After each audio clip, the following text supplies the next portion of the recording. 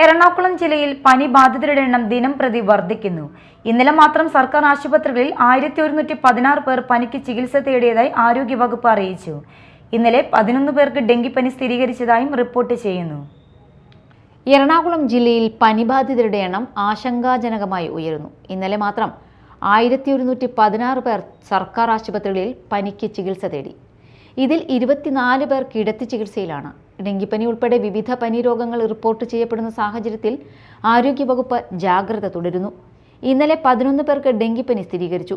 33 പേർക്ക് ഡെങ്കിപ്പനി ലക്ഷണങ്ങൾ കണ്ടെത്തി.